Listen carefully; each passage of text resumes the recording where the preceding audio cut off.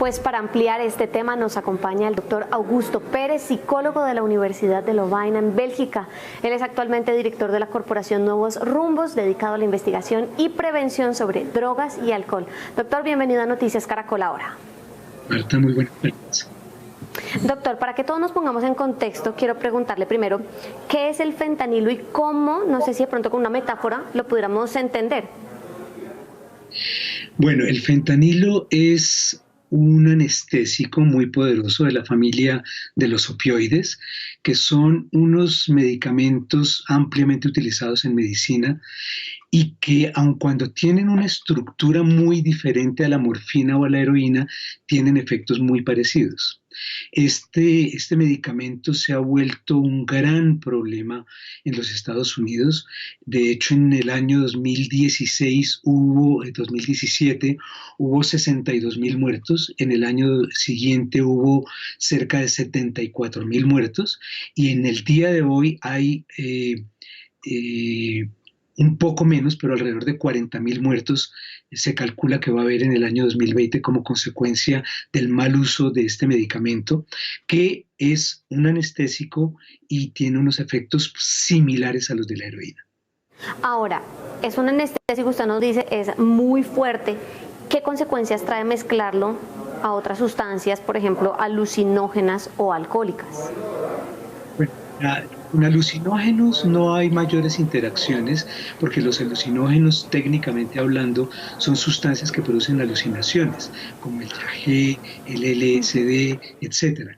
El gran problema es mezclarlo con otros depresores del sistema nervioso central, como por ejemplo alcohol o benzodiazepinas, es decir, ansiolíticos.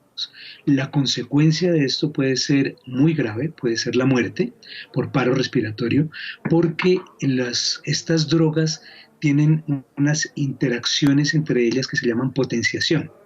Y la potenciación lleva a que si el fentanilo produce un efecto 5 y el alcohol produce un efecto 2, al mezclarlos el efecto es 10. Entonces la persona se puede morir de paro respiratorio y de hecho muchas muertes han ocurrido por mezclas de sustancias. Ahora, ¿por qué están siendo tan utilizadas por los jóvenes? O sea, ¿qué es lo que, sabemos que es lo que usted nos decía hace unos instantes, la potenciación, pero aparte de eso, ¿qué es lo que le puede llamar tanto la atención para decidir mezclarlos? Bueno, yo querría hacer una aclaración. Este problema no es un problema importante ni grande en Colombia todavía. En Colombia nosotros hemos mostrado una fuerte resistencia a la utilización de esta clase de medicamentos, de todos los opioides, contrario a lo que ocurre en los Estados Unidos. En los Estados Unidos y en Canadá la utilización de esto ha sido realmente absolutamente desafortunada. La irresponsabilidad de muchos médicos al formular este tipo de medicamentos que fueron concebidos para tratar dolores crónicos y dárselos a personas que realmente tienen un dolor transitorio, olvidando que la potencia de crear adicción es enorme, es una enorme irresponsabilidad. Pero los peores de todos en este escenario han sido las compañías farmacéuticas. De hecho, las están condenando masivamente, están perdiendo todos los juicios porque ellos promovieron el uso exagerado de estos medicamentos y en Colombia lo intentaron también sin éxito. La gran mayoría de la gente es el equivalente a jugar a la ruleta rusa, pero en lugar de que la pistola tenga o el revólver tenga una bala, este tiene 4. O sea, la probabilidad de que se muera es muy alta. Es muchísimo mayor. Siguiendo esa línea de lo que usted nos está comentando, pues hay varios medicamentos como por ejemplo el tramadol o los antidepresivos que son vendidos sin fórmula médica. ¿Eso cómo se puede controlar el consumo cuando se puede adquirir de forma fácil? Eso yo creo que es un error. No entiendo cuál es la razón por la cual el INVIMA ha permitido que el tramadol se venda libremente. Yo sé que lo que usted está diciendo es cierto porque yo mismo lo he comprado. En un determinado momento el veterinario me recomendó que mi perro necesitaba tramadol y yo fui a la droguería y me lo vendieron sin problema. Yo sé perfectamente los efectos que tiene esta sustancia. Producen dependencia. Todos los opiáceos, todos sin excepción, producen dependencia. Entonces, el riesgo que tienen las personas al meterse con este tipo de medicamentos, a ponerse a jugar con estas cosas, siempre es muy alto. Y cuando se ha dicho, por ahí se ha insinuado que esto se está usando en rumbas electrónicas, eso yo no lo creo, sinceramente. Los efectos que hacen este tipo de medicamentos son totalmente opuestos a lo que están buscando las personas que están en una rumba electrónica. El problema en Colombia y en otros países es que hay una costumbre que es, no lo puede creer, pero es totalmente real. La gente compra pepas, no sabe qué está consumiendo y después resultan efectos como lo que le pasó a una jovencita, creo que fue el año pasado, que había estado seguramente en otras fiestas en donde le decían que consumir éxtasis con alcohol no tenía ningún peligro, porque el 90% de lo que en Colombia se vende como éxtasis no lo es. No es. Entonces ella estaba acostumbrada a hacerlo y resulta que esta vez sí era éxtasis, tomó éxtasis con alcohol y se murió. Aparte, digamos, de esa, digamos, dependencia que se genera, ¿qué otros efectos secundarios producen los medicamentos en las personas que lo consumen? Aquí en este caso tenemos que hablar de diferentes tipos de medicamentos porque son múltiples. Los anestésicos, como el fentanilo, primero que todos producen dependencia de una manera bastante rápida, es decir, al cabo de un número no muy alto de ensayos. No es cierto que una persona se vuelva adicta con un solo ensayo, eso no pasa con ninguna droga, pero hay otras sustancias que también son peligrosas, que son estimulantes del sistema nervioso central, hay otras que son súper peligrosas, que son las benzodiazepinas, que son ansiolíticos, que la gente lo toma por un sí o por un no. Lo toman porque están tristes, lo toman porque no pudieron dormir, lo toman porque en el avión mejor poder pasar una buena noche. Y esos medicamentos que pueden tener una utilidad muy positiva, mezclados con alcohol en general, tienen altísimos riesgos. El riesgo siempre es un paro respiratorio y en el caso, por ejemplo, de la mezcla entre sustancias que son las unas depresoras del sistema nervioso central y las otras estimulantes, lo que hacen es someter al organismo a unas tensiones que pueden producir unos daños que todavía no son muy bien conocidos, pero que en general se describen como altamente peligrosos.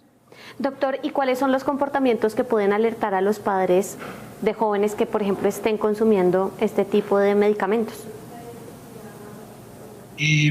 Si es para este tipo de medicamentos específicamente, el comportamiento de las personas es muy típico. Hay un cierto aletargamiento, hay una reducción del tamaño pupilar, los ojos se ponen como si fueran un alfiler y no reaccionan ante la oscuridad, no se dilata la pupila, entonces la persona no ve bien. Son relativamente indiferentes a las cosas que pasan a su alrededor, son indiferentes también a las cosas que les pueden pasar a ellos mismos. Eso es muy característico de los opiáceos. Y la razón por la que las personas consumen esto es porque en algunos momentos, en algunas fases, como ocurre con muchas otras sustancias, la experiencia es placentera. Lo que es tremendamente displacentero, lo que es horrible realmente es el síndrome de abstinencia. La gente se engancha en estas drogas y tiene que empezar a tomarlas cada vez con mayor frecuencia y en mayor cantidad y no se pueden zafar de eso porque en el momento en que paran, el síndrome de abstinencia es realmente horrible. No se mueren, por síndrome de abstinencia no se mueren, pero primero empieza una sudoración en las párpados y en el labio superior, temblores incontrolables en las manos, contracciones de los músculos largos, en los cuádriceps, los músculos del vientre también se empiezan a contraer y a tener espasmos, y luego vienen 72 horas de vómito y diarrea. O sea, no es chistoso. Fuerte. Es algo muy, muy desagradable, tan desagradable que las personas llegan a prostituirse y a robar, a reventarle los vidrios a un carro para robarse €1, como uno muy frecuente en Sí. Europa, frecuentemente en Europa, vidrios con los carros reventados por robarse una tontería, pero porque están buscando la plata para poder conseguir la dosis. De manera Doctor, que sí. meterse en estos caminos es muy fácil y salir es muy difícil. Doctor, para finalizar, hay una creencia y es que, bueno, la heroína es de lo más adictivo que hay. Usted nos decía que con ninguna droga se puede desde la primera, digamos, experiencia, pero estas sustancias pueden llegar a ser incluso más adictivas que la heroína, que es lo que consideramos que es como en el tope de... Es cierto, es cierto, el fentanilo es cerca de 60 veces más poderoso que la heroína. Y el lofentanilo, que realmente hasta donde yo sé no hay una producción pirata, porque esto empezó en China, todo esto empezó en China con el objetivo de encontrar sustitutos a la heroína que fueran mucho más baratos y efectivamente lo es.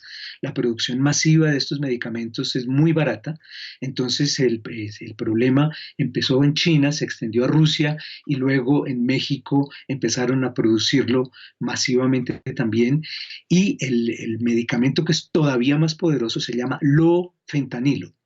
Es un anestésico que se utiliza corrientemente en cirugía en cantidades ínfimas. Entonces, las personas no les pasa absolutamente nada malo con eso. El anestesiólogo es un experto en manejarla y sabe que le va a dar a la persona una cantidad mínima y que no va a tener ninguna consecuencia. A veces se presentan, digamos, en las personas que han sido intervenidas quirúrgicamente con, bajo el efecto de estas sustancias, se presentan lo que se llaman blackouts, huecos de memoria que duran alrededor de 24 horas. Pueden ser de un día entero o puede ser pedazos durante ese día. Pero aparte de eso, Ok. realmente no hay ninguna otra consecuencia. Pues doctor Augusto Pérez, gracias por estar con nosotros en Noticias Caracol ahora. Muchas